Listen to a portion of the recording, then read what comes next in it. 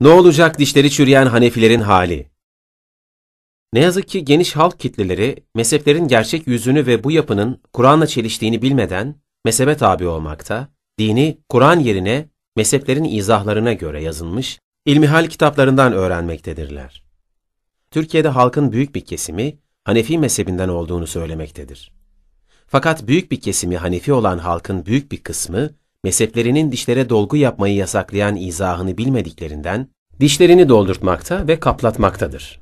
Böylece boy abdestleri ve dolayısıyla namazları, takip ettikleri Hanefilik mezhebine göre geçersizdir.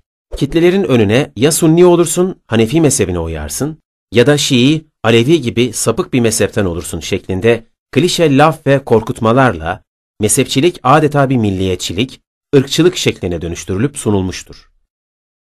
Sunni olmamak, adeta kafir olmakla eşdeğer gösterilmiş, bu fikrin her alternatifi de sapık ilan edilmiştir.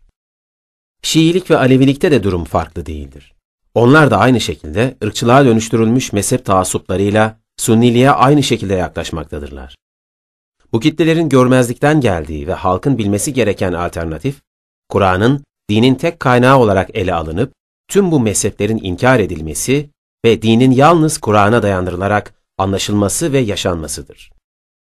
Mezheplerin kurucuları, Kur'an'ı ve hadisleri kendilerine göre yorumlayıp, diledikleri hadisleri veya ayetleri seçtikleri, dinin serbest bıraktığı konularda rey ve içtihat adıyla hüküm oluşturdukları için, aslında adeta Kur'an'ın da hadislerin de üzerinde bir yetkiyle hareket ettiler.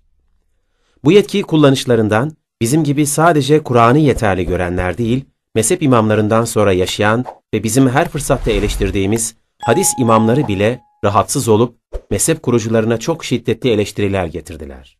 Eleştirilerin odaklandığı en önemli noktalardan biri, mezhepçilerin kendi görüşlerini, yani reylerini, kimi konularda hadisin önünde tutmalarıydı. Hatta bazı hadisçiler, ehli rey fakihleri diye çağırdıkları mezhepçileri, kendi reylerine uygun hadisler uydurmakla eleştirdiler.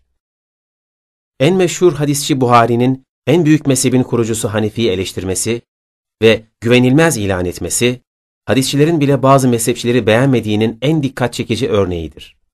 Sonuç olarak bugün İslam olarak sunulan Kur'an'ın anlattığı İslam olmadığı gibi, aslında uydurmalarla dolu hadisler bile değildir. Bugün uyulan İslam, mezhep imamlarının kurduğu ve kendi kafalarına göre tüm bu kaynakları değerlendirdikleri İslam'dır.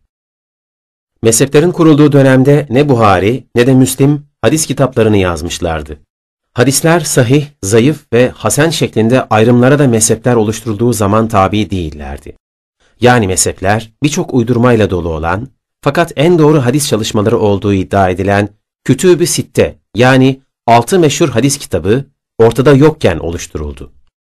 Kısaca söylemek gerekirse, mezheplerin izahlarında uydurmaların yüzdesi birçok hadis kitabının çok üstündedir. Oysa ne yazık ki halkın önemli bir kesimi tüm bunlardan habersiz, kendi mezheplerini İslam'a eşit saymakta ve bu yapıların Kur'an'la çelişkilerinden habersiz bulunmaktadırlar. Kur'an'da dinimiz açıklanmış ve birçok husus açıklanmayarak serbest bırakılmıştır. Mezheplerse dinin serbest bıraktığı her detayı haşa açıklanması unutulmuş gibi açıklayıp dini birçok durumla, hatta insanın yaratılışıyla çelişir hale getirmişlerdir. İslam'ın Kur'an dışı kaynaklarından biri olarak icma gösterilmektedir. İcma, ehli sünnet yaklaşımı savunanlarca tüm alimlerin bir konudaki ittifakı, yani ortak görüşü olarak açıklanır. Ehli sünnetin kendi içindeki mezheplerde icmanın bazı konularda varlığı doğru olsa da, İslam tarihini baz alırsak, Kur'an'da geçmeyen ama icma edilmiş hiçbir konu kalmaz. Kur'an'a hangi konuda ilave yapılmaya veya Kur'an'a aykırı bir izah getirilmeye kalkışılmışsa, tarih içinde o izaha muhalefet olmuştur. Örneğin, hayızlı kadının namaz kılamayacağında, kadının devlet başkanı olamayacağında, zina yapan evlilerin taşlanarak öldürülmesinde, ehli sünnetin tüm mezhepleri görüş birliğindedir. Yani icma halindedir. Fakat bu ehli sünnetin kendi içindeki görüş birliğidir. Örneğin hariciler hayızlı kadının namaz kılması gerektiğini, kadının devlet başkanı olabileceğini, zina etmenin cezasının taşlanarak öldürülmek olmadığını, İslam'ın ilk asrında söylemişlerdir. Bu da bize Kur'an'da geçmeyen hususların nasıl güvenilmez, çelişkili olduğunu ve dolayısıyla Kur'an'ın tek ve güvenilir kaynak olduğunu bir de bu açıdan göstermektedir. Sırf Kur'an'dan dini anlamak yöntem olarak benimsenmediği sürece din adına birbirinden farklı mezheplerin ortaya çıkması kaçınılmaz sonuç olmaktadır. Bu mezheplerin görüşleri, helalleri, haramları farklı olduğu için, bunların Kur'an'ın anlattığı İslam'a karşı çıkışları bir birlik oluşturamaz. Çünkü her biri Kur'an'dan sapmışlık konusunda bir olsa da, vardıkları sonuçlar açısından farklı oldukları için, kendi aralarında birlik sayılamazlar. Bu yüzden her ne kadar bazıları Sunnilik gibi başlıklarla bu mezhepleri bir potada gösterme çabasındaysalar da, birazdan sunacağımız tablolardan göreceğiniz gibi, her biri birçok hususta birbirinden farklıdır. Bu yüzden bu mezheplerin arasındaki birlik ancak hayali bir birliktir, yutturmacadır. Her birinin helali de haramı da apayrıdır.